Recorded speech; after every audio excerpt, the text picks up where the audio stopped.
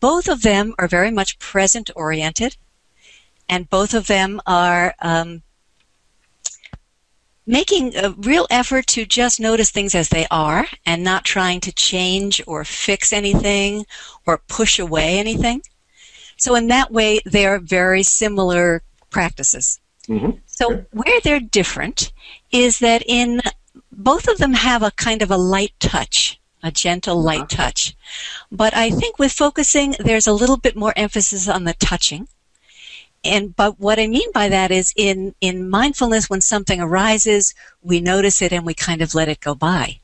In focusing, when something arises, we make connection with it. We make a relationship to it, and we're really going to spend time opening it up, trying to learn from it, and get some fresh insight from it. And so we're looking in focusing for a sense of release. And we get a sense of release by working with our issues in a focusing way, which we'll describe in a few minutes. And I think that that's a hallmark of focusing, that there's a sense of a kind of a transformative moment of feeling a shift, of feeling not so entangled with personal problems, and to get a little bit different perspective, and to get some release in the body. And I think in mindfulness, there's a little bit more about observing whatever arises, and a kind of a letting go. So there's slightly different emphases and maybe different purposes. Take us through some of the various ways you as a therapist help people shift their relationship with their emotional states by using this tool. That's a wonderful question, Rich.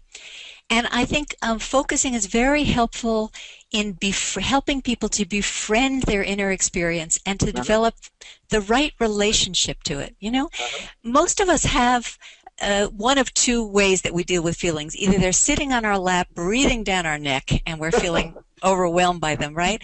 Or they're... That's a tough one, that lap and breathing down the neck. But I get it. Okay. It's a little entangling. Yeah, okay. Or they're down the hall in a closet we have locked away, and we say we're going to get to them, but we never do, right? No. And what I find that focusing is very useful for both kinds of situations, both ends of the spectrum. So when you have somebody who's drowning in emotion that's too intense, too heavy, too present, they're feeling tremendous fear or anxiety or drowning in their sadness, right? We have ways in focusing to spatial metaphors, for starting, that say, let's sit down next to it, right?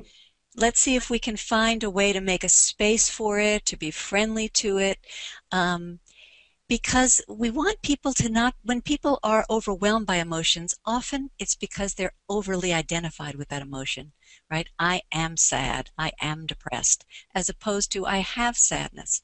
So by having people have a spatial metaphor, sometimes I even say, let's see, where would you want to put that fear of the recurrence of your cancer? We want to work with it today, but it's so close. Where would you like to put it? And then they might say, I'd like to put it behind the couch, right?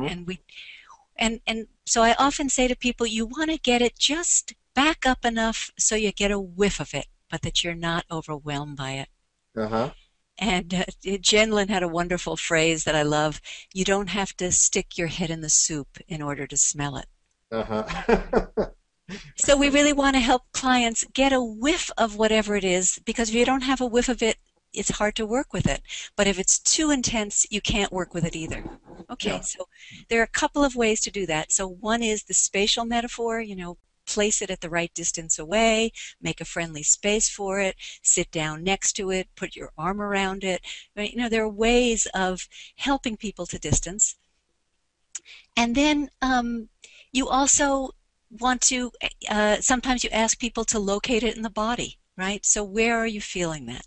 And it's very grounding to say, well, I'm feeling it in my throat is tight, or my chest is feeling clenched. Because then it's not all over, it's in one place. And even sometimes we can ask people, would you like to put a gentle hand there, you know, to help them ground themselves in the emotion. So that's one way. And then another very good way that comes from the work of Anne Weiser Cornell is to use facilitative language. And that can really help a person not be so over-identified with an intense feeling. And Let me one of the just do something here. Okay. Sorry. Go ahead. That's fine. One of the magic words to use that we often use in focusing is the word something. So if you come and say to me, Joan, I'm overwhelmed today, I have so much to do, I would say back to you, so Rich, something in you is overwhelmed today. Or you're sensing that something in you feels overwhelmed today. Right? Can you feel the difference between that? Mm. Mm.